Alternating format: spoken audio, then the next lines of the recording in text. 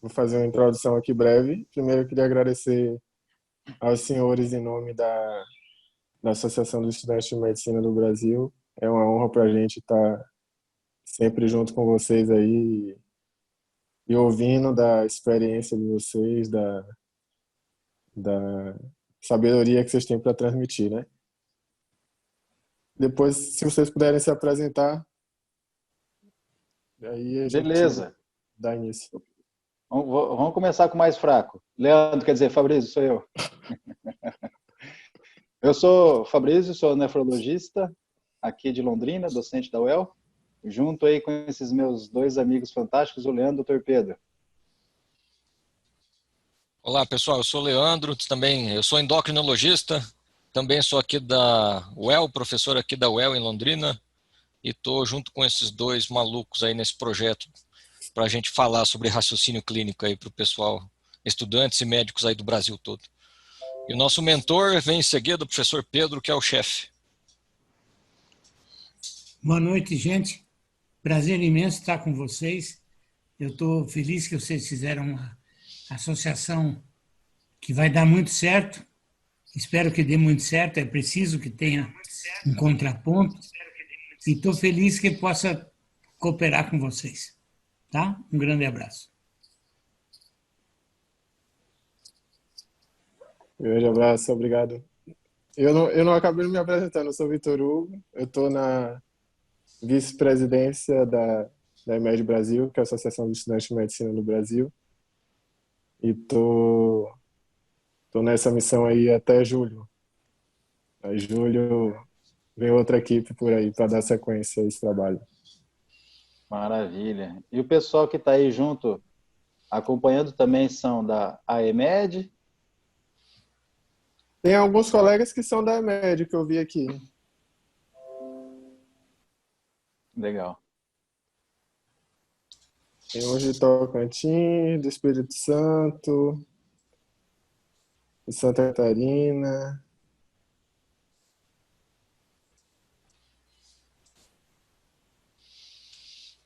Legal. Maravilha. Beleza, se vocês quiserem começar aí, a gente... Muito bem.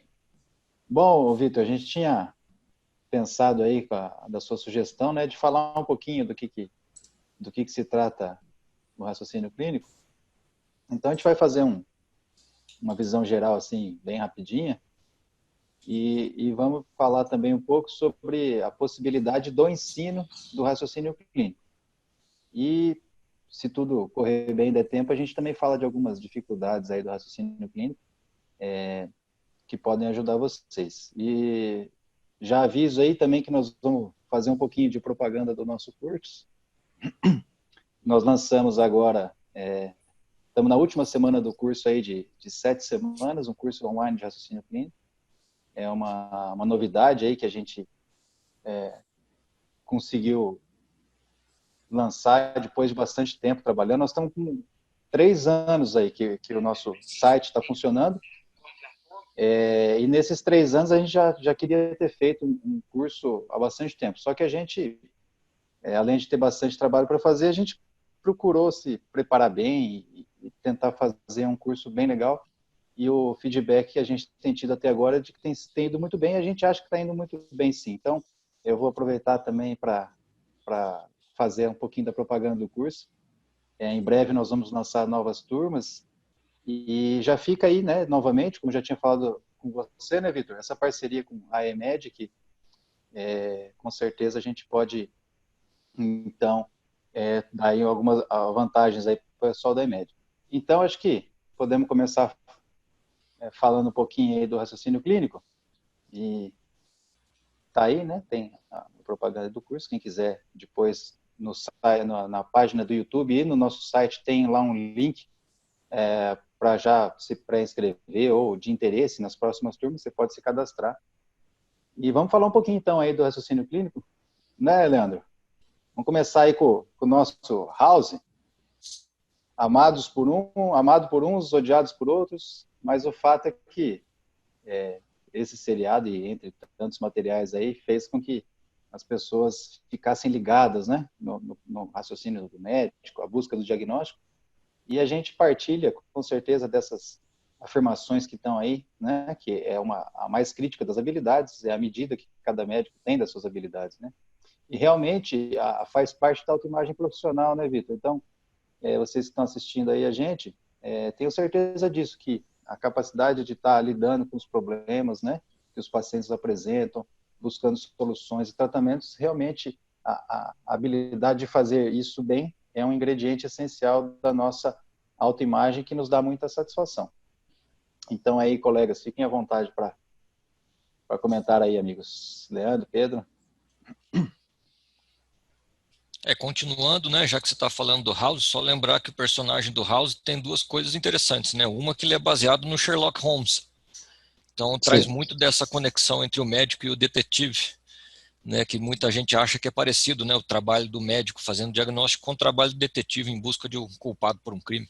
E outra coisa interessante é que a consultora médica do seriado, do House, é a doutora Lisa Sanders, que é uma médica de Nova York que tem uma coluna sobre diagnóstico no New York Times, que é uma coluna excelente, recomendo para quem tiver interesse no assunto, né, acompanhar. Ela põe casos lá, muitos casos sem resposta ainda, para as pessoas participarem, darem pitaco. E é uma atividade bastante interessante. Então ela foi consultora médica do House e agora ela tem um seriado, né, no Netflix, né, Fabrício? Que você já maratonou.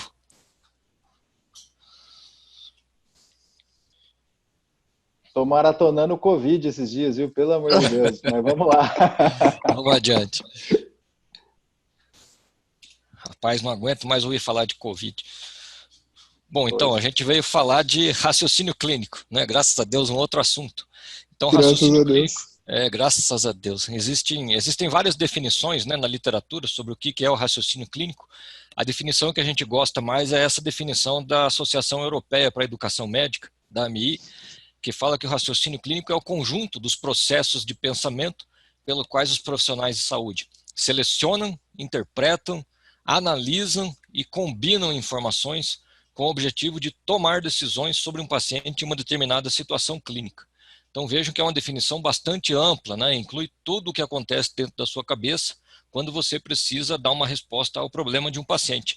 E vejam quantas etapas fazem parte desse processo, né? Selecionar a informação, interpretar, analisar, combinar, tudo isso para tentar chegar a uma impressão diagnóstica e permitir, então, uma tomada de decisão diagnóstica, terapêutica ou prognóstica, né? Então, tudo isso acaba fazendo parte dessa definição do raciocínio clínico.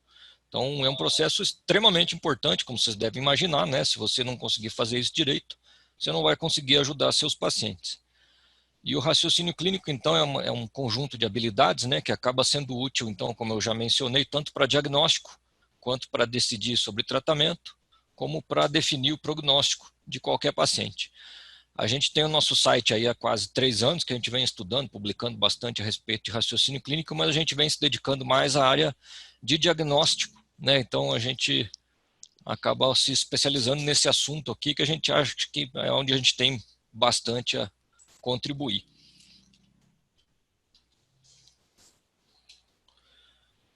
E o Dr. Fabrício vai explicar para vocês aí que o raciocínio clínico é uma habilidade, né, Fabrício? Justamente. Então, como é uma habilidade, você tem que adquiri-la, né? Então, não é algo que você tem ou não tem. Se você observa médicos praticando, você pode chegar à conclusão errônea de que, pô, esse cara aqui é gênio, é muito bom. Realmente, pode ser muito bom, mas isso foi aprendido de diversas maneiras, mas o habitual é que se aprenda na prática. Se aprenda vendo, observando como que os médicos desempenham, e a gente vai absorvendo isso, que foi muito do que a gente aprendeu, inclusive com o Dr. Pedro.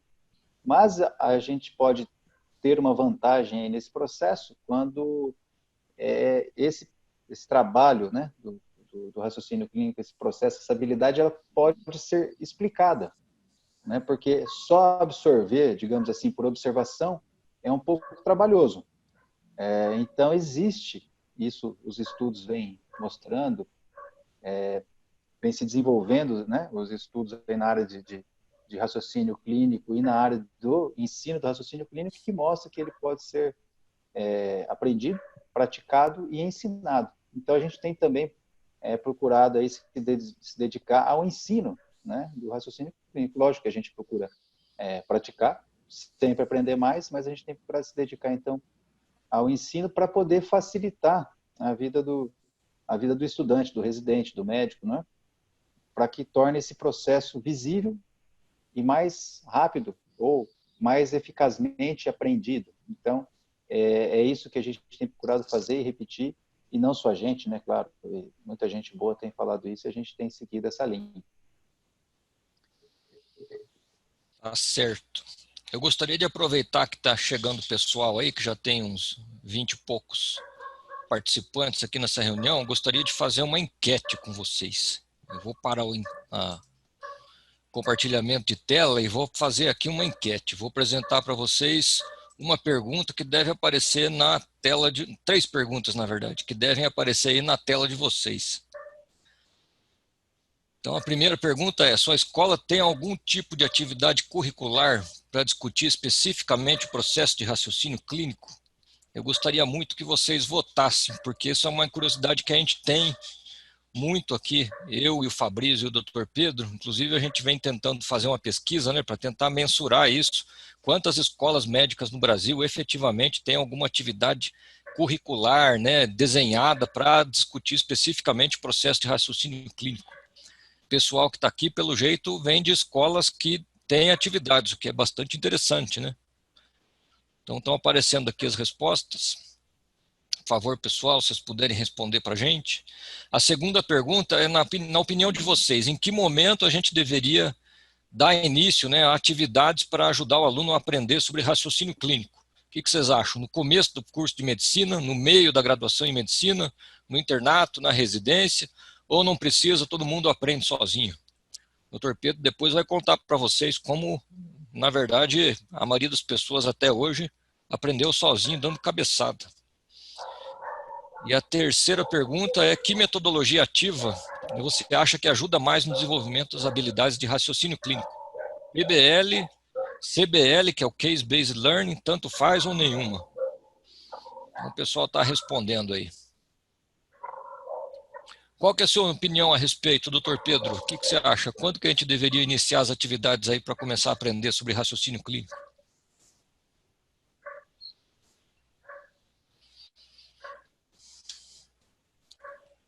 Como eu tenho apresentado em algumas palestras aqui no blog, ou agora no site do Raciocínio Clínico, eu sou dos que defendem o raciocínio clínico a partir do último ano do colegial, do famoso do ensino médio. Vocês vão dizer assim, mas por que raciocínio clínico e como no ensino médio? É que você já aprende uma porção de coisas da experiência da vida, né? Vocês hoje, se tivessem no último ano, no 4º ano, na verdade, do ensino médio, vocês saberiam fazer um diagnóstico de Covid-19 com a maior facilidade, porque vocês viram tanto e tantas nuances, radiografias, etc., que vocês com certeza fariam o diagnóstico. E assim vai com a gripe comum, vai com as doenças que vocês aprenderam lá no ensino médio, como malária, esquizomose e outras bactérias e outros protozoários que vocês viram bastante por lá. Então, eu defendo desde o início, no começo do curso de medicina. Há quem diga que eu estou mais ou menos louco, mas eu acho que não. Eu acho que a gente tem uma chance de começar bem devagar, com casos que vocês conheçam, e depois ir subindo e gradativamente chegar a formar vocês durante todo o curso. Tá bom. Bom, vamos ver o que deu o resultado da enquete aqui. O pessoal aqui, acho que quase todo mundo já respondeu. Ó, interessante que aqui, ó, do pessoal que está aqui, Fabrício, 52% das pessoas têm alguma atividade curricular para discutir raciocínio clínico. Bacana, legal. Pelo jeito as coisas estão mudando. E o pessoal aqui, a maioria também concorda com o Dr. Pedro. Eles colocaram aqui que o momento ideal para iniciar atividades para aprender sobre raciocínio clínico, para a maioria das pessoas aqui, 71% seria no começo da graduação em medicina. O Dr. Pedro acha que até antes, né? Mas quanto antes, melhor. E em terceiro aqui, a gente perguntou sobre as metodologias ativas. A gente vai discutir um pouquinho mais sobre esse assunto. E você quer acrescentar alguma coisa, Fabrício? Não, isso aí, tá ótimo. Então, vou continuar com os slides da apresentação aqui. Se quiser, pode continuar aí, Fabrizião. Então, eu acho que é interessante, assim, então, o pessoal se perguntar, né? Por que que você deveria aprender raciocínio clínico? Então, tá aí um pouquinho dos motivos. Esse primeiro, né? Quer dizer, é isso que todo aluno quer, como que o médico pensa. Então, esse é o primeiro motivo. Você precisa desenvolver essas habilidades, porque isso daí, lógico, é essencial à profissão. Vai fazer investigações mais eficientes. Então, aqui, só para dizer, quer dizer, a habilidade diagnóstica é sim você conhecer doença, é sim você saber como elaborar um diagnóstico diferencial e chegar a um diagnóstico final. Mas você tem que saber como proceder às investigações.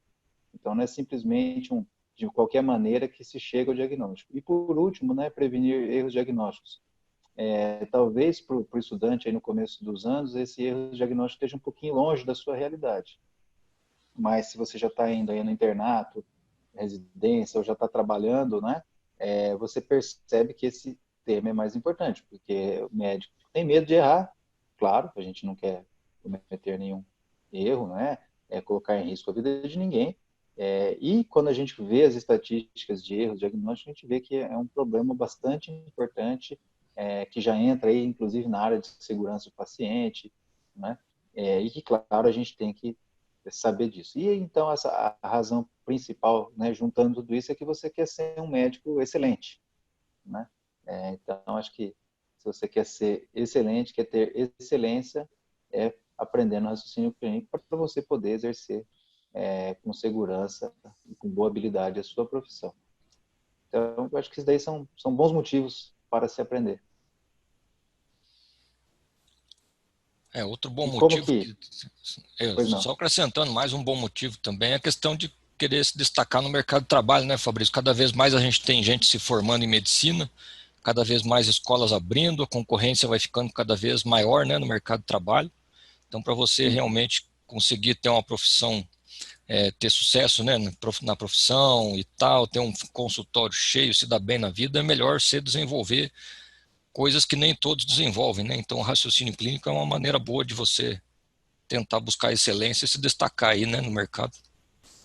E daqui a pouquinho mais para frente nós vamos comentar, né, que além de não ser uma fórmula mágica, né, ele tem outros dois pilares. Então, quer dizer, esse médico excelente, quando você imagina o que é um médico, um bom médico, o que é uma boa médica, você imagina que é uma pessoa que vai fazer o diagnóstico correto, mas também é aquele profissional que ouve, que dá atenção, né, que é dedicado. Então, para praticar o raciocínio clínico, não é uma fórmula mágica de pensamento, não é? É uma habilidade essencial que, para ocorrer bem, vai precisar desses outros dois pilares que nós já vamos comentar e que vai garantir assim, esse destaque, que é justamente isso. Você precisa ter conhecimento, claro, isso não tem jeito, porque a gente não consegue diagnosticar aquilo que a gente não conhece. Com as ferramentas aí de busca, de internet, de acesso à informação, isso fica mais ágil, mas tem que estudar e saber bastante. E tem que ter esse outro do tripé, que é a coleta de dados, né? Então, se vocês estão vendo aí, quer dizer, coleta de dados é história e exame físico. Quando que o paciente se sente acolhido pelo médico? Quando é ouvido, quando o médico pergunta, quando interage, quando deixa ele falar, ou seja, quando consegue ter uma boa história. E, claro, no exame físico, né? Quantos pacientes que não reclamam que quando vão ao médico nem sequer são examinados, né? Então, você tem que saber fazer e realizar um exame físico muito bem feito. E a conjunção de tudo isso vai te dar, sim, a habilidade diagnóstica e o destaque profissional que você precisa ter.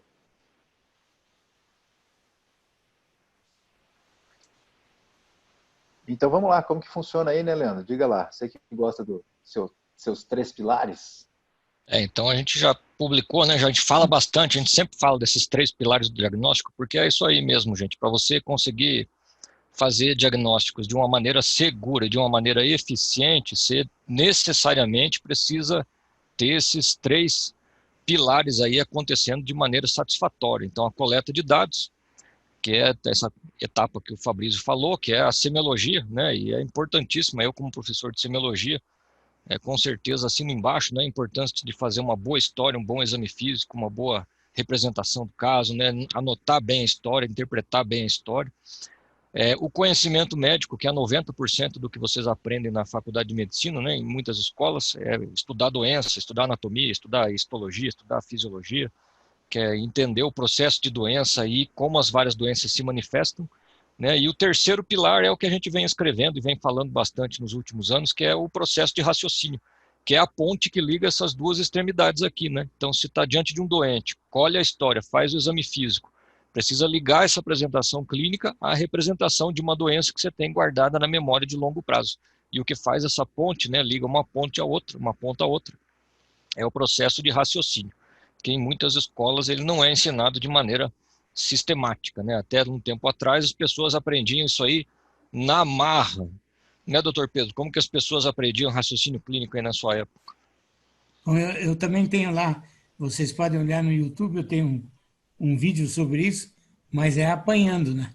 Porque no tempo que eu aprendi medicina era a questão de você seguir um colega mais velho. Era o sistema aprendiz. Então você ia aprendendo e vendo como é que o camarada fazia e como é que ele ia fazendo diagnóstico. Só que tem um problema sério nisso aí, porque o processo de diagnóstico, eles vão conversar com vocês daqui a pouco, é um processo que se passa dentro do cérebro do médico. Então você não vê isso. Então, se você pega um professor, uma pessoa mais velha para te ensinar, um residente, ele não fala isso que eu estou pensando por causa disso, por causa daquilo. Então, normalmente ele faz, eu digo para você que é endocardite bacteriana, mas todo o sistema, todo o processo diagnóstico dele você não viu, porque está dentro da cabeça do cara. Então, a gente vai ter que mostrar para vocês como desenvolver esse processo diagnóstico e que isso vai ser motivo dos slides seguintes. Beleza. Merchan? Só uma propagandinha do curso. Então, assim, pessoal, dentro desses pilares, acho que só um pouquinho antes da gente passar nesse aí, Leandro, que é discutir como que ensina, dentro desses pilares, a gente não colocou aqui toda a descrição do processo do raciocínio, porque são várias etapas e ficaria aí muito extenso, né? Mas lá no nosso site você encontra aí as publicações, mas que falam disso. Então, se você imaginar assim, que a gente está começando da coleta dos dados, então é a história clínica e o exame físico, você tem lá os dados do paciente. Existe uma maneira com que a gente elabora, né, que era uma das definições lá do processo de raciocínio da AMI, como que junta, como que integra esses dados, como que analisa, né? Então, depois que a gente faz a coleta de dados, a gente segue uma linha desse processo que diz que a gente tem que elaborar esses dados, né, Leandro? Então, a gente chama isso de uma representação do problema. A representação do problema é justamente você conseguir fazer uma síntese em linguagem médica daquilo que é relevante e importante na história, que vai permitir, então, depois dessa representação do problema, você fazer a ativação, ou seja, encontrar na sua cabeça o script das doenças que pertencem a essa representação do problema. Então, esse é o processo do raciocínio. Você conseguir, através de algumas estratégias, que tem estratégia de raciocínio, quer dizer, que te ajudam a encontrar esse diagnóstico, mas conseguir fazer uma representação do problema usando palavras-chave e depois identificando qual que é o script dessa doença. Então, só para dar um exemplo para vocês, para não ficar muito no vazio, né? Então, digamos assim que você tem um paciente que tem um quadro de febre há 2 meses, né? E que começou mais recente com um quadro de artralgia né, tinha dor nas juntas, que acometia joelho, depois cotovelo, ombro, tal, né? Então esse daí seria um quadro bem assim solto. Se a gente fosse fazer com essa bem simplinho aqui para vocês entenderem, a gente diria que é um paciente que tem um quadro subagudo de febre, né? Poderíamos dizer que é, por exemplo, um homem de meia idade com quadro subagudo de febre e poliartralgias, né? Então, e digamos que a gente encontrou um baço aumentado. Então, ele tem febre, esplenomegalia e poliartralgias, né? Então, com isso, a gente já consegue pensar em scripts de doença que se encaixam num paciente que tenha febre mais prolongada, artralgias e uma esplenomegalia, né? Ou então, por exemplo, só febre, artralgias, esplenomegalia, aí você faz o exame físico, termina de completar, então, febre, poliartralgia, esplenomegalia e sopro cardíaco, né? Eu tô lembrando de endocardite, estou com caso de endocardite, então estou com um viés de disponibilidade aqui na cabeça, né, Leandro? Então a gente identifica, né, o script de uma doença que a gente sabe se encaixar, quer dizer, mais de uma doença. Então esse processo que a gente tem que treinar, aprender como fazer, as estratégias de raciocínio clínico que a gente pode usar, e daqui a pouquinho a gente fala sobre justamente que aí estão as dificuldades do raciocínio clínico. Então quando a gente pergunta, você tem alguma atividade estruturada de raciocínio clínico? Muitas vezes as pessoas respondem que sim, né, Leandro? Mas no fundo elas estão respondendo, eu tenho discussão de caso clínico, né? Então, discussão de caso clínico é muito bom, né? E muitas vezes, só que os casos clínicos, muitas vezes, eles acabam se destinando a você deschavar toda a doença, todos os sintomas, e você não entende, muitas vezes, o processo pelo qual se chega naquele diagnóstico diferencial.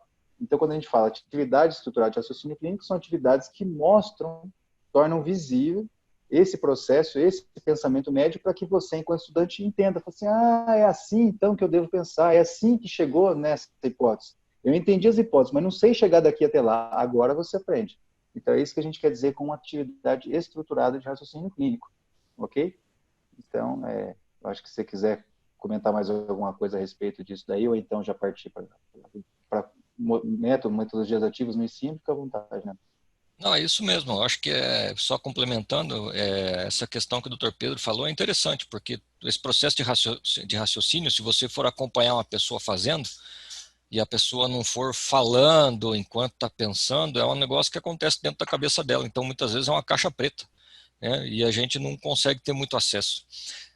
Mas, no entanto, existe já muita coisa já publicada na literatura sobre esses processos e um corpo de evidência já muito grande, né, que tem que ser estudado, tem que ser entendido pelos estudantes de medicina para ajudar a pensar melhor, né, entender melhor a medicina, como que se estuda, como se aprende e como que atende o paciente, faz diagnóstico. Então isso aí é uma coisa fundamental da gente trazer quanto antes na graduação em medicina para que as pessoas consigam alcançar a competência, né, necessária para fazer diagnóstico cada vez mais cedo e com menos custo para os pacientes, né, cada vez cometendo menos erros. Acho que é um objetivo bastante importante. Não é à toa que a gente tem o nosso site, que a gente vem trabalhando já há 3 anos, publicando muita coisa, muito material, muito texto, muito vídeo, muito material de apoio, e-book, e agora com o curso, né, que a gente lançou agora, nosso primeiro curso de raciocínio clínico, que está acabando agora, a última semana, já deixando um gostinho de quero mais. Foi uma experiência muito boa para a gente e a gente convida, né, quem tiver interesse no assunto, conhecer aí o conteúdo do curso, quem sabe aí, né, se inscrever nas próximas turmas. Bom, sobre metodologias ativas, a gente perguntou, né, especificamente sobre essa questão de metodologia ativa. Qual metodologia ativa vocês consideram que é mais interessante para fomentar, né, o desenvolvimento das habilidades de raciocínio clínico nos estudantes? Hoje em dia, muitas escolas médicas usam o PBL, o Problem Based Learning, inclusive a UEL, né, a escola que a gente dá aula aqui, o grosso do currículo é baseado em aprendizagem baseada em problema. É uma metodologia ativa muito bacana, né, não é nova, já tem aí décadas, né, pelo menos fora do Brasil. Aqui no Brasil, a UEL foi uma das primeiras a adotar o PBL, graças ao Dr. Pedro, inclusive, que foi um dos grandes motivadores aí da mudança curricular aqui na UEL na época. E o PBL, né? Agora ele não quer que fale disso. Mas o PBL é assim, é uma metodologia ativa que tem um foco mais em resolução de problemas. Não precisa tanto estudo prévio, né? O estudo, a maior parte dele se dá entre a abertura e o fechamento de um caso, né? Então são 2 encontros. Um que as pessoas levantam hipóteses, propõem objetivos e depois eles estudam individualmente e vão trazer o resultado no fechamento, no segundo dia. O papel do aluno é ativo, ele tem que explorar as hipóteses, explorar a literatura, buscar respostas, né, para as questões que foram levantadas, e o professor geralmente ele interfere pouco, o papel dele é mais observar e fazer interferências mínimas, é o que acabou tradicionalmente sendo entendido desse processo do PBL. Então, muitas vezes o professor não tem muita interferência no processo, fica muito a cargo do aluno. Tanto que os objetivos de ensino acabam sendo bastante variáveis, às vezes, entre um grupo e outro da mesma turma, né? E os desfechos desse processo são mais, desse trabalho todo, né, dessa metodologia, é mais a desenvolver o processo da pessoa buscar informação, aprender ativamente, né, ser um aprendiz para a vida inteira. Então, ensina o processo de aprendizagem de uma maneira ativa para a pessoa que está trabalhando. E a gente vem cada vez mais estudando uma outra proposta, que é o Case-Based Learning, que é a aprendizagem baseada em casos. Então, isso aí é uma outra metodologia ativa também em pequenos grupos, que acaba tendo um enfoque mais no conhecimento clínico. Então, ele simula mais a maneira como os médicos pensam diante de um problema de verdade, de um paciente de verdade que traz um problema para uma consulta para o médico resolver. Precisa um pouco mais de estudo prévio, né, um pouco mais de conhecimento para a pessoa pelo menos formular algumas hipóteses pertinentes, embora não precisa tanto conhecimento assim, né, porque como o Dr. Pedro falou, muitas pessoas já entram na faculdade de medicina trazendo vários scripts que construíram em casa, né, de vivências na família ou de estudo no cursinho, etc. O papel do aluno também é ativo nessa metodologia, mas o professor tem um papel mais importante, ele guia mais a discussão, contribui com informação adicional, simula o processo de raciocínio, tenta formatar o processo de raciocínio, né, e ensinar o processo de raciocínio clínico mesmo de uma maneira mais guiada para o aluno. Então, os objetivos de ensino são mais claros, são mais uniformes entre os grupos, e os desfechos dessa metodologia são mais no resultado da pessoa chegar, então, à hipótese diagnóstica cabível para aquela apresentação clínica e tentar formular hipóteses pertinentes. Então, tem algumas diferenças, são duas metodologias ativas em pequenos grupos, mas com essas diferenças. Então, para quem não conhecia, né, acho que alguma aluna escreveu, aí uma pessoa escreveu aqui no chat que não conhecia a CBL, as diferenças são basicamente essas. E qual que é a importância disso? É porque existe uma discussão na literatura já de algumas décadas entre as pessoas que propõem metodologias ativas de aprendizagem com minimal guidance, quer dizer, deixa o aluno se virar, deixa o aluno procurar a resposta sozinho. O estudante deve descobrir e construir seu conhecimento de maneira livre, sem muita interferência do professor. É uma ideia que vem muito do construtivismo, né, de que os alunos devem construir sua própria aprendizagem por si só e acabar reinterpretando o mundo à sua maneira. Do outro lado, existe um outro movimento que é do direct guidance, que é do professor guiar mais esse processo de aprendizagem, o professor está mais presente, estruturar mais esse processo, balizar mais isso, mostrar mais o caminho que o aluno tem que ir, para que os estudantes novatos, né, eles sejam mais guiados pelos conceitos básicos de qualquer disciplina. Né? E aí existe uma discussão muito grande, né, entre professores, entre gestores, entre pessoas que pensam em educação, do que é melhor, deixar o aluno aprender sem interferir muito, ou a gente dá um pouco mais de estrutura e um pouco mais de orientação para o aluno, né, enquanto professores, tem um papel mais de guia nesse processo. Então as duas coisas são metodologias ativas, mas em um o professor consegue guiar mais o aluno. Então, e muitas vezes dá briga isso, né, nessa discussão. Então, qual é a resposta? O que é melhor? Cada um tem a sua opinião, né? Eu vou contribuir com a minha e eu acredito que o Dr. Fabrício e o Dr. Pedro concordam mais ou menos comigo também. Então vejam só, imaginando como que é o PBL. O PBL, o que acontece? Você joga um problema para o aluno e ele tem que buscar soluções. Então é um aluno que não tem muito conhecimento prévio, não fez estudo prévio sobre aquele problema, então eles ficam fosforilando e tentando levantar hipóteses, algumas boas, algumas médias, algumas muito ruins, né? Então surge de tudo, né, quando faz esse brainstorming, buscando soluções para aquele problema. E aí acaba ocupando muito a memória de curto prazo dos alunos, que é uma memória limitada, a gente consegue trabalhar com poucas informações ao mesmo tempo na nossa memória de curto prazo, nossa memória RAM, por assim dizer, né, que é onde a gente guarda as informações que a gente está usando ali para tentar resolver um problema, entope isso com um monte de hipóteses, né? E o que que acontece? A gente acaba usando mais memória de curto prazo para buscar soluções e lembrar de hipóteses do que propriamente para aprendizagem. Então tem gente que fala que esse tipo de abordagem, sem guiar muito o aluno, deixando ele levantar as hipóteses que ele quiser, né, de maneira mais livre, isso acaba interferindo e atrapalhando a aprendizagem, que aí ele fica buscando respostas ao invés de usar a memória de curto prazo para transferir aprendizagem, conhecimentos novos, né, e integrar isso com conhecimentos antigos, transformando isso numa aprendizagem, guardando na memória de longo prazo. Então, esses autores já escreviam sobre isso em 2006.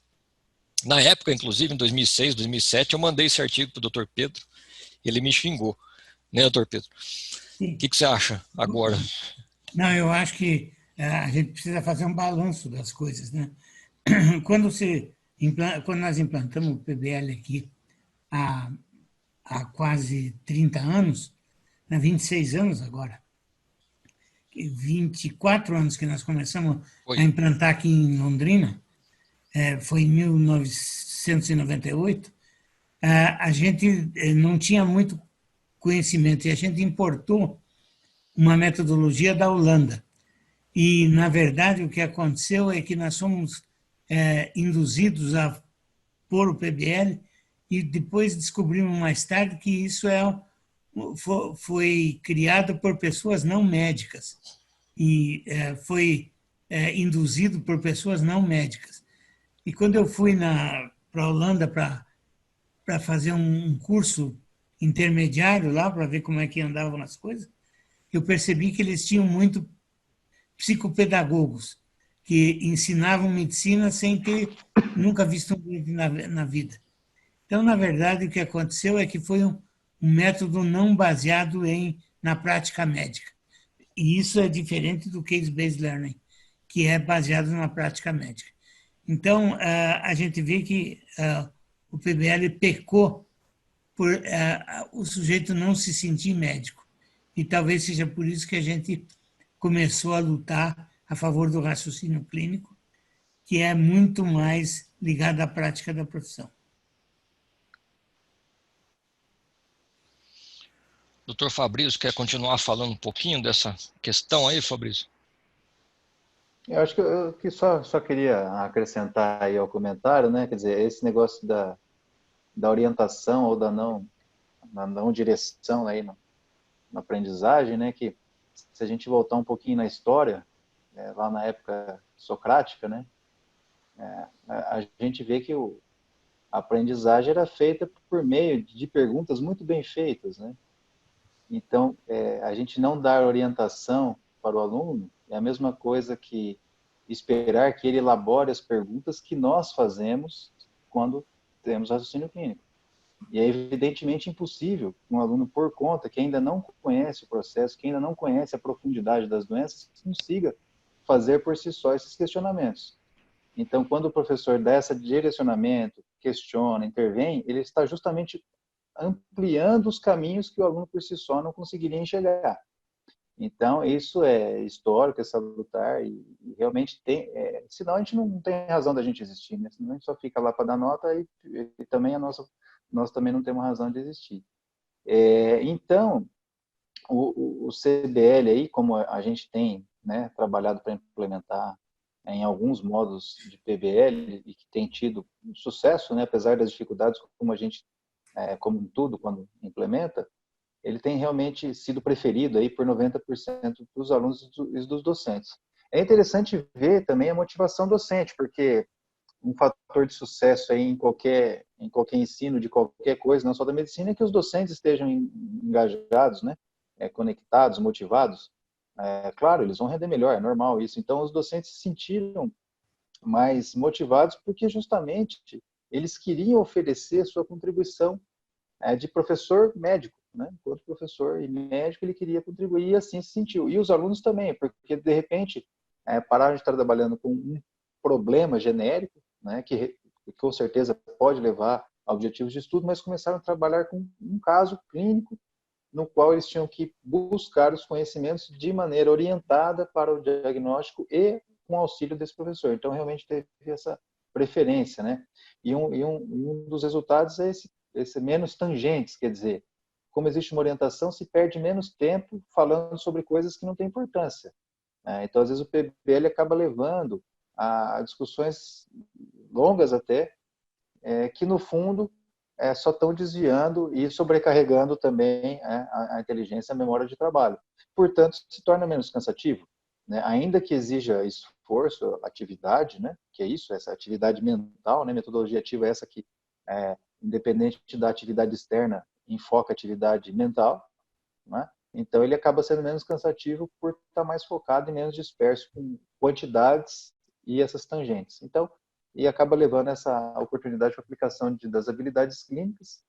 A relevância fica mais visível, que a gente sabe que para o ensino também, para que haja a aprendizagem, é necessário que o estudante enxergue a relevância, enxergue o significado daquilo que ele está fazendo. E esses objetivos de ensino também são mais bem definidos, o que também as pesquisas na área de educação mostram, né? Que quando se trabalha e os alunos sabem dos objetivos definidos e sabem também quando estão alcançando ou não. Então, isso potencializa também o rendimento e a aprendizagem. Então, a gente observa isso aí com muito otimismo, né, Leandro? Não só porque a gente tem feito, mas a gente tem feito justamente porque outras pessoas em outros locais bons têm feito. E, na prática, aí a gente também pode observar isso fazendo pesquisas, fazendo questionários, né? Então, eu acho que tem sido bem interessante, né, Leandro? Sem dúvida, a gente tem feito experiências, né, com CBL em vários módulos do nosso curso aí, e a resposta tem sido bem interessante, né? Os alunos e os professores estão ficando bem satisfeitos. E a gente nota isso, né, que os objetivos eles são alcançados de maneira mais consistente, as pessoas ficam mais motivadas, e a gente consegue trabalhar com um caso clínico simulando mais de perto o que um médico faz de verdade na vida real. Que você, na vida real, não vai atender problemas, né? Você vai atender pessoas doentes, né? Então, quando você traz uma situação, um exemplo de uma pessoa doente para o aluno discutir no papel de médico, como se ele fosse médico, isso acaba motivando todo mundo a fazer isso de uma maneira mais efetiva, né? Porque professor de medicina gosta de ensinar medicina e alunos de medicina gostam de aprender medicina. Então, quando a gente fala de medicina usando métodos de medicina, a coisa fica mais interessante. E é interessante também, só para complementar, que na elaboração dos casos, né, inclusive os casos eles são elaborados simulando também, ajudando com que o aluno realize as etapas do processo, conforme a gente já comentou. Então, aquele tripé tem que estar presente, né? Então, é também estimulado que o aluno aprenda o conteúdo, mas aprenda praticando e aprendendo o processo do raciocínio. Então, isso aí fica bastante interessante. Eu só queria, só vou falar para você aqui, lendo uma pergunta que fizeram, a Juliana fez uma pergunta aqui, que ela queria saber se quando a faculdade é mista e tenta implementar o PBL, formando pequenos grupos dentro da sala de aula grande, com mais de 50 alunos, se a prova pode ser a mesma ao final, juntando todos os grupos, ou deve existir uma prova para cada grupo, já que os objetivos mudam de um pequeno grupo para outro. Então, pelo que entendi aqui, a Juliana está comentando que tem um curso misto que você dividiu de uma sala grande entre pequenos grupos. Então, daí vai aplicar uma prova. Então, veja só, Juliana, eu penso que assim, cada grupo de PBL ele vai fazer seus objetivos de estudo. Só que a maneira com que esses grupos determinam seus objetivos, com que escrevem, com que fazem, varia. Mas tem que estar de acordo com o objetivo estipulado, né, no currículo desse módulo, né? Então, no módulo tem lá os objetivos do módulo. E cada problema tem elaborado também os objetivos desse problema. Então, os alunos podem escrever de maneiras variadas, às vezes até tem um objetivo a mais, mas aquele conteúdo mínimo que já está previsto, ele tem que ser alcançado. Por isso que a prova pode ser a mesma para o curso. Então, se foi essa a pergunta, eu espero ter conseguido esclarecer. Beleza. Tá. Alguém perguntou também se é verdade que o PBL não funcionou em Harvard. Não, funcionou sim. Funcionou sim. Eu mesmo fui lá e vi, estava funcionando bem. A dificuldade que tem é sempre a mesma. Se você só começa a discutir de forma teórica, o aluno se aborrece, não é? E ele tem que tem que aprender na maneira como é a prática clínica dele. E o PBL, como o doutor Leandro falou, ele se baseia em problemas e não em gente, não em doentes, né? Tem que lembrar também que dentro das metodologias ativas, as diretrizes, dos cursos de medicina obrigam que o sujeito tenha metodologia ativa. E aí o pessoal faz PBL como essa invenção de fazer PBL em pequenos grupos de uma classe grande. Isso não funciona muito bem. Então, eu acho que misto é um pouco diferente. O que a gente entende por misto é você ter várias metodologias no mesmo curso. Por exemplo, para o primeiro e segundo ano de medicina, PBL é muito bom porque você ainda não tem noções de prática médica. Depois, no terceiro, quarto ano, case-based medicine faz muito bem. E você pode ter também no primeiro, segundo, terceiro e quarto ano aulas. Não é proibido ter aulas. Então, isso que a gente entende como misto, tá certo? Misto seria usar o melhor dos 3 métodos que existem hoje para dar aula, né? Quer dizer, a metodologia ativa e a metodologia passiva da aula. Eu acho que não tem problema nenhum misturar isso.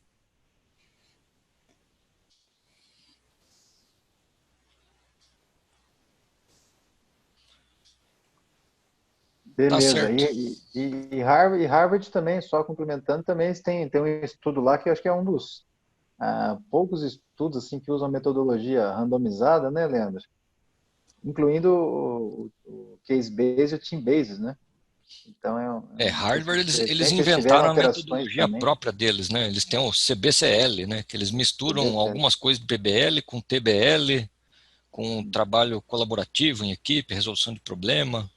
Então, eles inventaram isso, que é um método só deles, que eles publicaram um estudo randomizado aí, né? Mostrando que é mais motivador e dá um resultado melhor, principalmente para os alunos mais fracos, que é um resultado muito interessante do estudo deles lá, que os alunos que sempre ficavam para trás no PBL ou em outras metodologias, quando eles passam para esse CBCL, né, que é um aprendizado colaborativo baseado em caso clínico, esses alunos acabam recuperando e indo melhor. Faz mais diferença.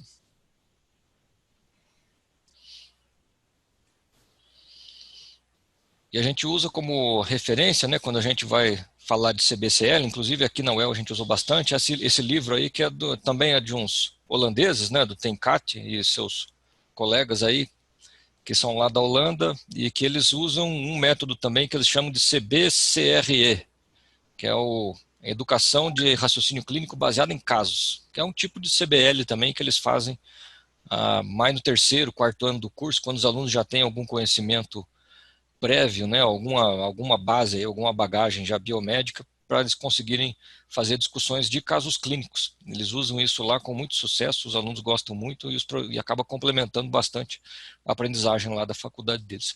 Então, na opinião desses autores, né, usar casos clínicos como motivadores de discussão e de estudo acaba permitindo melhor uma aprendizagem de habilidades de raciocínio clínico, porque aí você está simulando mais o processo de raciocínio real do médico, né, do que no PBL.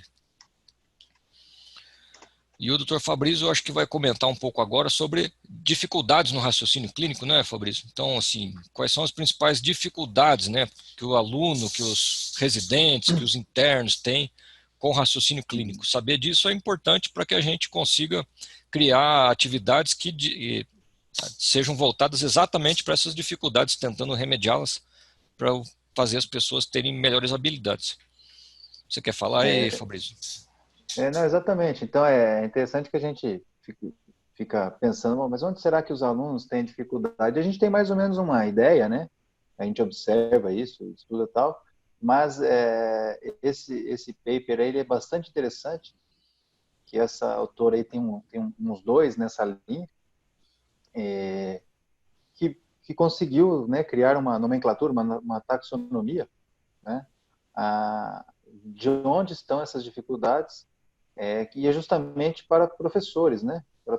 Uma taxonomia para os professores, justamente para ajudar a gente a identificar nos alunos onde estão, mas também penso que é importante que os alunos, né, os estudantes e também os médicos, de modo geral, tenham ciência de onde estão essas dificuldades, para que justamente procurem praticar, estudar melhor, identificar isso, inclusive pedir auxílio, né? Então, tem esses papers que mostram isso, e depois foram surgindo aí workshops, né, modelos de trabalho aí para diagnosticar e remediar essas dificuldades. Então, você pode dividir de algumas maneiras, mas teriam aí 5 grandes dificuldades.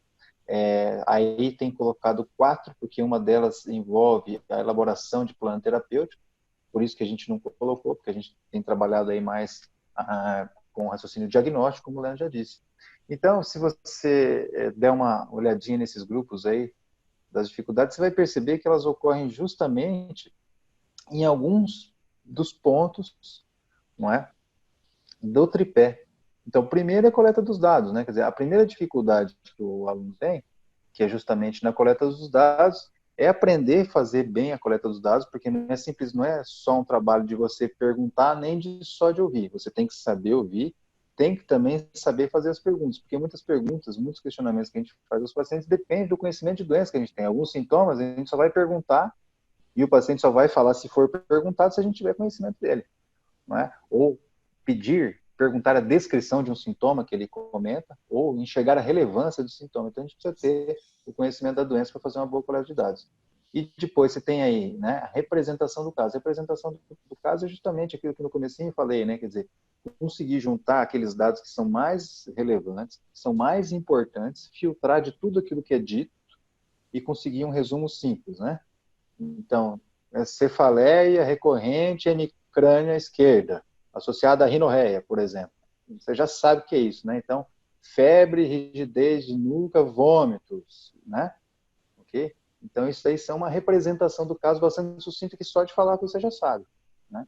E depois, a outra dificuldade, então, é a geração de hipóteses, porque, quer dizer, você faz uma representação de caso. Agora, como que dessa representação do caso, que geralmente a gente consegue pensar num diagnóstico, como que eu penso em outros?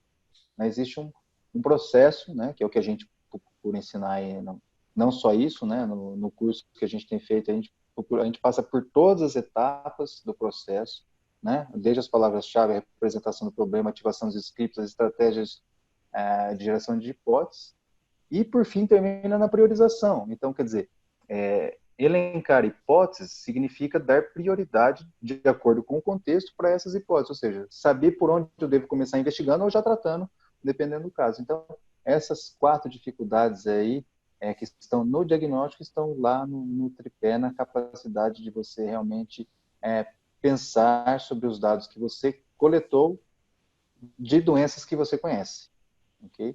Então, depois aí tem um detalhe um pouquinho de cada uma dessas dificuldades, né, Leandro? Então, aí a coleta, as coisas do Leandro, né? Semiologia, comunicação, né? E tem um dos elementos aí, né? Quer dizer, a história guiada, como eu disse, tem lá a prática deliberada, que é uma coisa que a gente tem até um artigo que fala sobre prática deliberada. É um tipo de prática que tem sido bastante comentada, muitas pesquisas mostrando o valor disso, que no fundo é você praticar com consciência do que você está fazendo, buscando um objetivo que você sabe qual é, né? Tendo feedback sobre aquilo e um plano de prática recorrente até que você consiga alcançar aquilo. Em resumo, é um esportista, por exemplo, que ele treina cobrança de falta até conseguir acertar, né, 70% das bolas no ângulo, no treino, por exemplo, né? Então, tem um treinador que dá feedback que exige, né? Então, esse tipo de prática que a gente pode aplicar em praticamente todo o contexto que a gente exige a prática para adquirir alguma habilidade. Acho que tem mais um pouquinho ainda, antes da gente terminar, estamos quase com 1 hora, mas depois tem a representação do problema, né? Então, você quer comentar um pouquinho, Leandro, aí da representação do caso?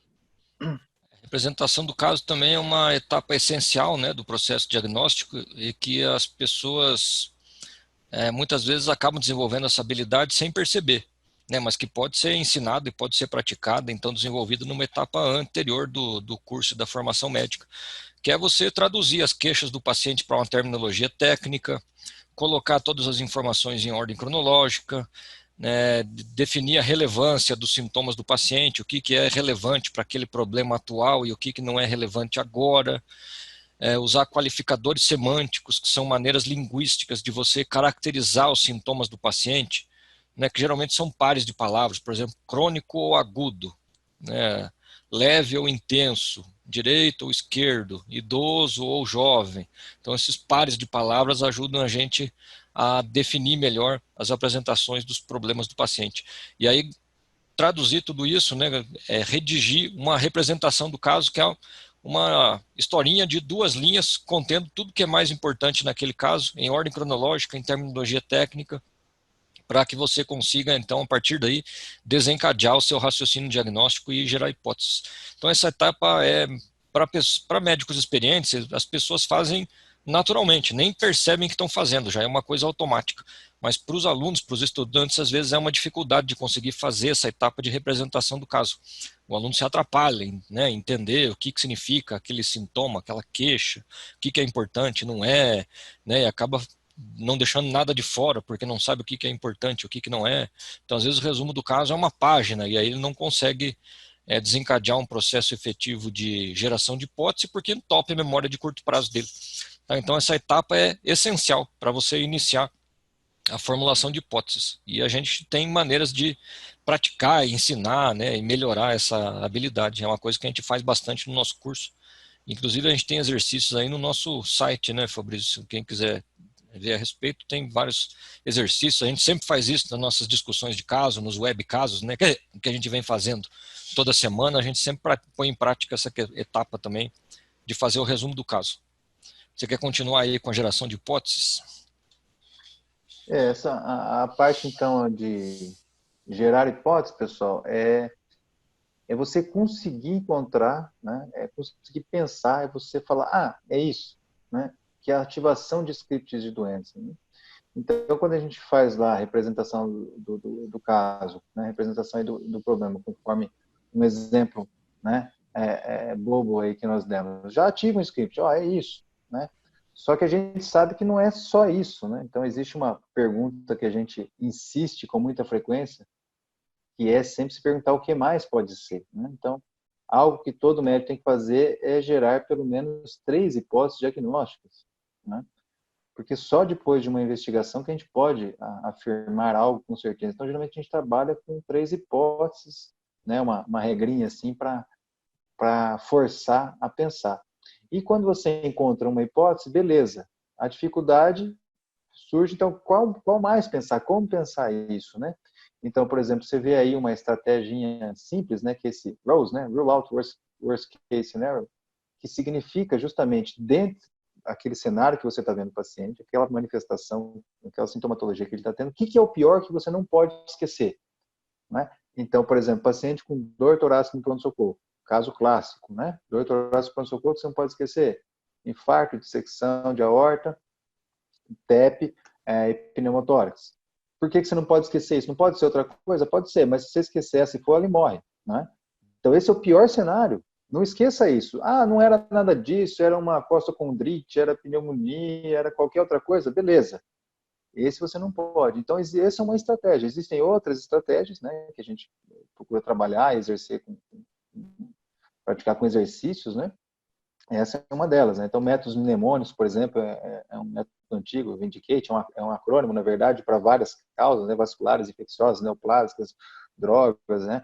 Autoimune, enfim, tem todos aí.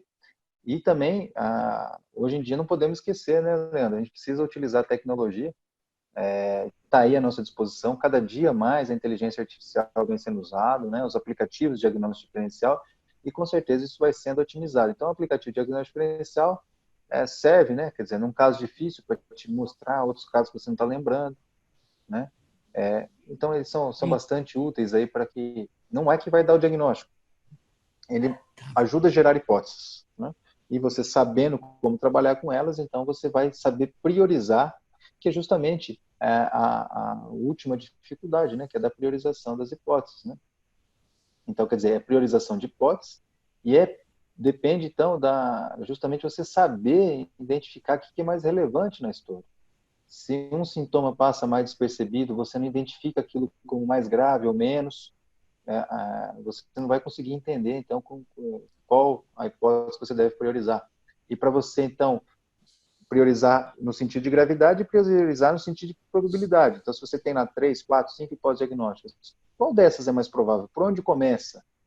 Né? Então, você tem que comparar, contrastar os scripts das doenças, para identificar, não, eu acho que essa doença aqui encaixa mais do que essa, porque essa aqui tem esse sintoma, esse aqui não é tão típico. Quer dizer, você tem que saber como fazer isso, né? E investigar essas que você não pode esquecer, né? E uma grande dificuldade na priorização que a gente observa, né, nos estudantes é justamente enxergar o quadro geral, né? Ou se prende a detalhes, ou não enxerga a gravidade geral, ou não enxerga todo o acometimento, às vezes vai tentando fazer vários diagnósticos e não enxerga que é um diagnóstico só, por exemplo, que está causando tudo, né? Então, isso tudo faz parte da geração, quer dizer, o refinamento. Você elabora hipóteses, mas refina, prioriza, avalia, identifica o que é mais provável, né?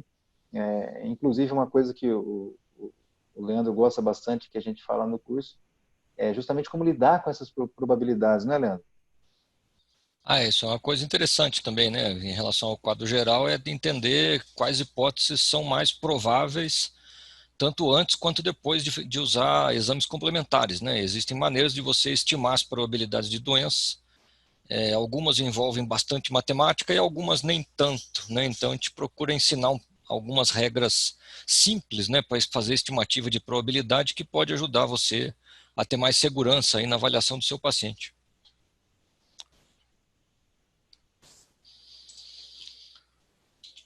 Muito bem. Acho que a gente conseguiu dar uma boa passada aí nessa questão geral, né, de o que é o raciocínio clínico, qual que é a sua importância, quando se deve ensinar, dá para ensinar, não dá, mas não tem jeito de fugir dessas últimas conclusões, né? Diagnóstico é difícil, né? Tem que praticar muito, tem que estudar muito, praticar muito, né?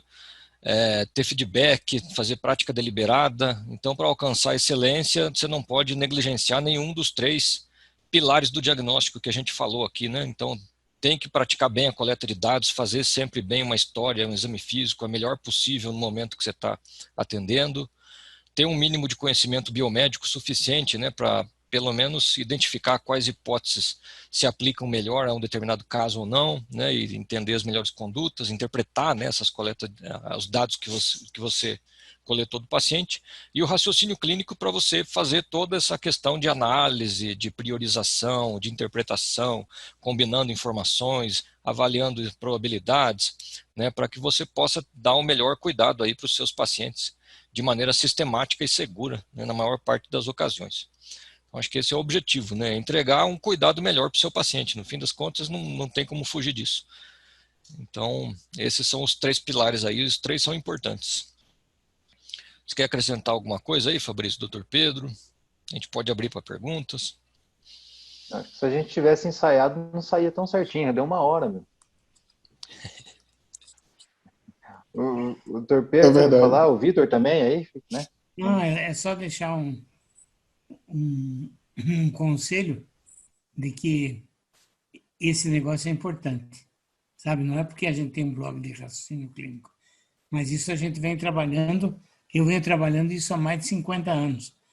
E agora que a gente está começando a acertar direitinho, a estruturar isso bem legal. Então, eu acho que durante o curso de medicina vale a pena, porque a gente ensina também como estudar. E assim fica mais fácil de você poder atender teu doente melhor, que é a finalidade de todos nós. E de resto, desejar um bom trabalho para vocês e boa sorte. E fiquem bem, né? Se cuide. Com certeza. Eu queria falar algumas coisas aqui só a título de algumas dúvidas, né? Que eu acho que porventura alguns colegas podem levantar esses questionamentos também.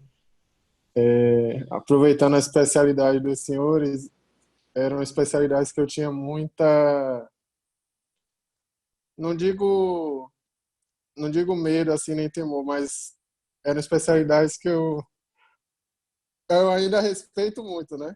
Para falar a verdade, né? Tenho muito respeito porque para mim são uma das 2 especialidades que exigem muito muito do raciocínio clínico para a gente chegar em determinadas hipóteses ou fechar algum diagnóstico, né? Tanto a endocrinologia quanto a nefrologia, pelo menos ao longo da graduação, foram especialidades que, diante dos casos que eu peguei, né? Não naqueles casos mais comuns, diabetes ou insuficiência renal aguda, mas casos que exigiam um pouco mais da nossa base, do nosso raciocínio, era algo que são especialidades que ainda tenho muito apreço assim, e respeito. Com relação a esse tema, assim, em diagnósticos difíceis, né? Qual é a dica assim que vocês dão para o estudante ao longo da graduação se portar diante desses diagnósticos? Não sei se Eu eu... tenho um post aqui no grupo que, quando tudo isso começou, eu era especialista em diagnósticos difíceis, o que na verdade é muito raro, que diagnósticos, as coisas que você não sabe raramente acontecem, né? Então, diagnóstico difícil é mais raro ainda. Então, eu tenho um post que é gratuito, está no blog de raciocínio clínico, sobre como fazer um diagnóstico difícil. O que você tem que fazer para fazer um diagnóstico difícil, eu vou resumir bem resumidinho. É você estudar o paciente como se você nunca tivesse visto ele antes. E pedir para alguém, olha, está aqui, ó. Tem esse passo a passo que vocês podem seguir.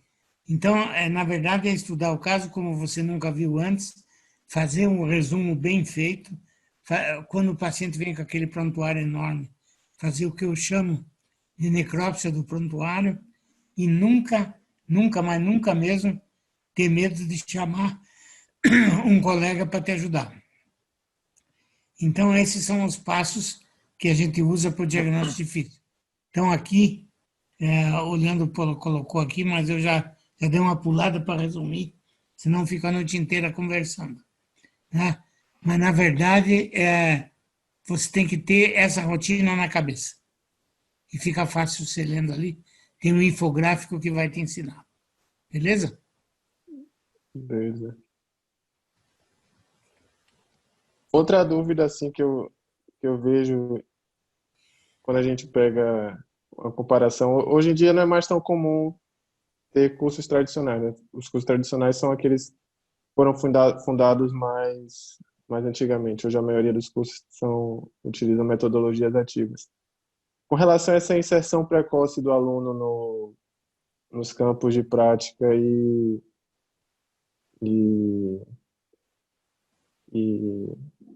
a forma de lidar com o processo de raciocínio desde o início da graduação. Vocês citaram ao longo da aula aí que é importante que o aluno pelo menos detenha uma base, né? Esse é uma das, não digo deficiência, mas uma das lacunas que o PBL deixa de inserir o aluno precocemente, se ele tem uma base de fisiopatologia ou de anatomia e fisiologia tão bem fundamentada para ele construir um raciocínio clínico. Qual é a visão de vocês em relação a Então, essa Vitor, questão? esse é um erro fundamental. É pensar que o aluno, para aprender a pensar, ele tem que saber fisiopatologia. É claro que a fisiopatologia, uma determinada hora, vai ter que entrar mesmo. Mas raciocinar, fazer raciocínio clínico desde o começo, o Dr. Fabrício tem uma aula que é importante sobre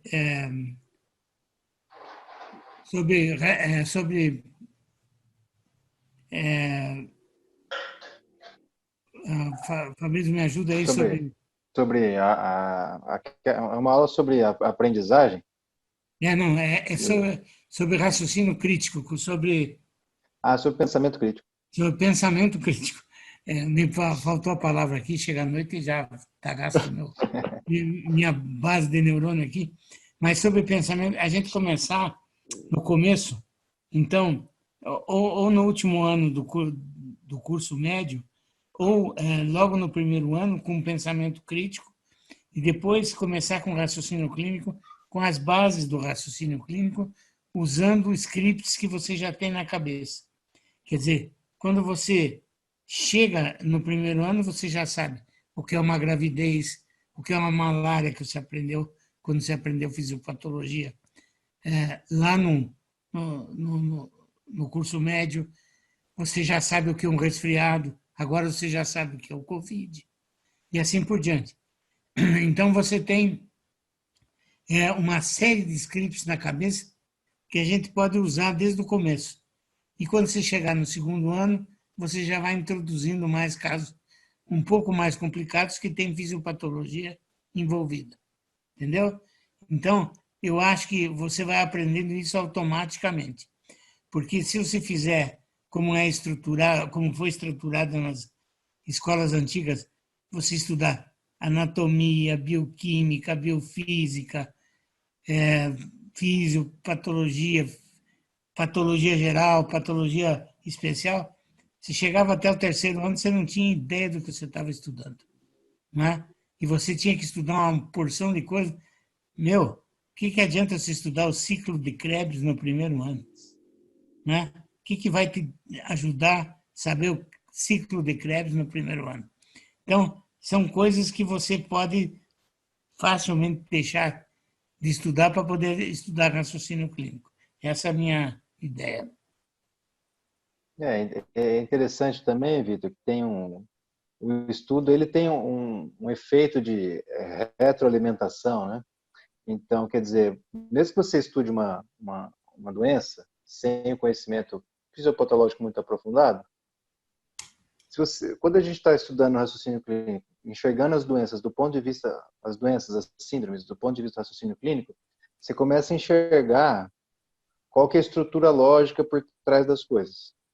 Então você está, sei lá, está estudando anemias, por exemplo, né? Estou lembrando de anemia que está lá no curso aqui, veio para a cabeça rápido, mas ele vê lá um mecanismo, por exemplo, de anemia. Aí aparece uma outra doença do diagnóstico diferencial que o aluno está estudando. Eu falei assim, pera lá, eu preciso agora entender por que faz anemia hemolítica. Então ele entende que tem anemia hemolítica, ele entende o processo de hemólise. Aí ele continua estudando, mas tem dois tipos aqui de hemólise, autoimune, não imune e tal. Vai de novo a fisiopatologia. Então você vê, um vai retroalimentando o outro. A gente tem observado esse fenômeno, né, nos alunos que a gente fala, e a gente mesmo percebe isso na gente, quer dizer, quando você chega num limite do que você consegue entender, fala, opa, eu preciso um pouquinho mais de fisiopatologia para como que era mesmo, deixa eu revisar aqui como que era a diferença, por que dá diferença no exame que eu preciso para investigar? Existe alguma razão para esse exame? Deixa eu ver como que é. Então, além de gerar esse ciclo, gera curiosidade, porque você quer aprender, gera necessidade, gera sentido, porque você sabe o que você está procurando e por que você está procurando. Então, é um fenômeno bastante interessante você estudar a lógica das doenças, os mecanismos, né, biológicos por trás e a orientação clínica do negócio. Então, dá um bem bolado bacana na cabeça aí que gera melhor aprendizado, né? Você vai esquecendo mais, porque você tem mais conexão, você tem mais ligação aqui de conhecimento na sua cabeça, né? E está mais orientado. Então, isso é um fenômeno bem interessante que a gente tem observado, não é, Leandro? O que você acha?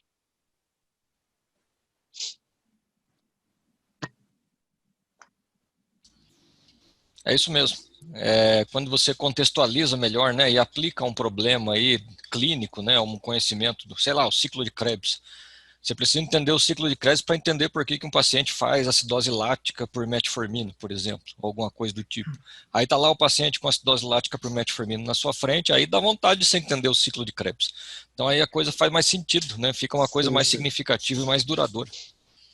É para isso que serve, então? Também, dentre outras coisas. Entendi. Só que você vai saber isso na residência, né? Pois é. Pois é. Verdade. Bom, gente. Deixa eu ver se tem alguma pergunta aqui. João perguntou, doutor Leandro, tive o privilégio de fazer um relato de caso no estágio de pediatria. O estudo de casos clínicos para períodos avançados seria a opção para resgatar a fisiopatologia das doenças sem ter que reciclar toda a bagagem dos primeiros anos do curso? Sim. Ah, eu acho que sim, hein, João Paulo? Eu acho que é isso mesmo. Acho que o caminho é esse, né? Quando você tenta entender um caso clínico e tenta entender um mecanismo também da doença, não só ficar na superfície da discussão do caso, comparando manifestação clínica de doença, mas comparando mecanismo de doença também, né? Que é isso que o Fabrício falou aí, né? Então, assim, a gente entender por que, sei lá, qual que é a histologia da lesão nessa doença que esse paciente está experimentando, esse que a gente está discutindo, as coisas conectam melhor, né? Você consegue construir um conhecimento que é mais duradouro, porque você integra isso com o conhecimento anterior de uma maneira significativa. Então, acho que é uma ótima maneira de rever fisiopatologia. E fisiopatologia, infelizmente, sumiu do curso, né, Fabrício? Não sei se você tem essa mesma impressão, mas antigamente a gente estudava tanta fisiopatologia.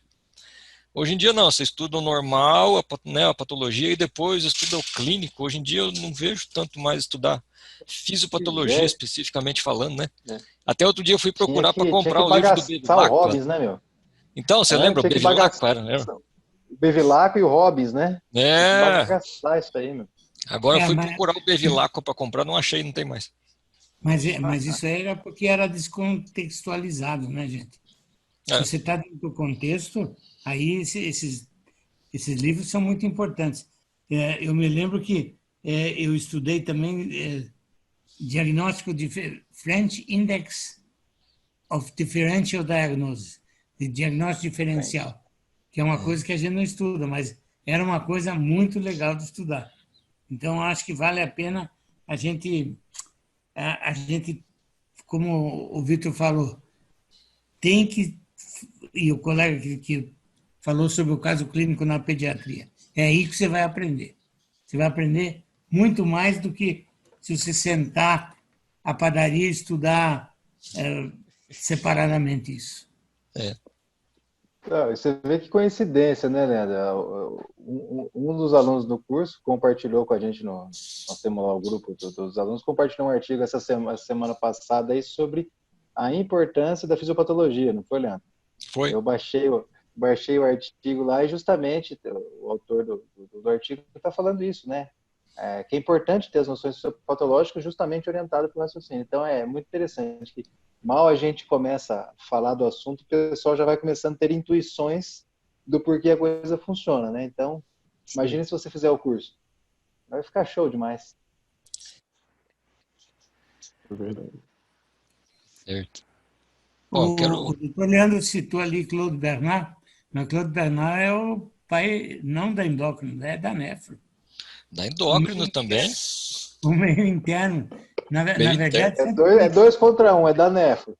Dois Não, contra um. Perdeu, perdeu. é que a nefro é a filha Tá bom. direta da clínica médica. Então, eu sinto muito. Claude Bernard é o pai da endocrinologia, rapaz. Tanto a endócrino quanto a nefrologia são disciplinas extremamente fisiológicas, né? Você entender a fisiologia das coisas já é um passo enorme para entender a clínica. Então, É. bom, Tanto sei que, lá. tanto que no nosso curso em Rondônia, elas são, em parte, integradas, né? Porque são tão importantes. Ok. Alguma coisa mais aí, gente? Deixa eu ver aqui. Se alguém tem mais alguma pergunta, Fiquem bem.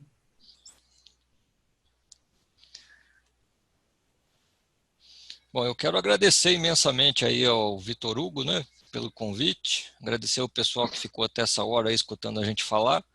E acho que eu nunca falei para o Vitor Hugo, mas eu sou um grande fã da AEMED, né? Eu acho que assim foi uma grande sacada ter aparecido essa associação, né, como uma Tremendo. alternativa a outra associação de estudantes, que a gente não vai falar o nome dela, né?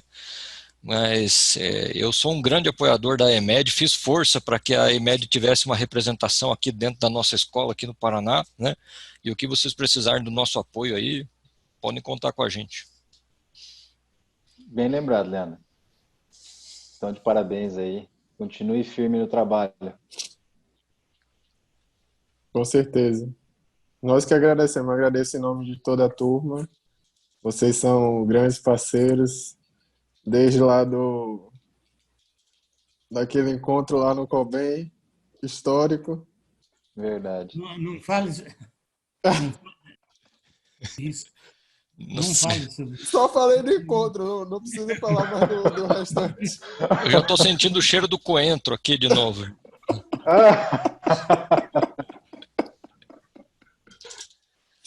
Nunca comi tanta moqueca, Meu Deus. mas foi ótimo. Foi muito bom, foi muito bom. Beleza. Valeu, pessoal. Valeu. Obrigado a todos Obrigado. aí, gente. Boa Boa noite. noite para todos. Grande abraço.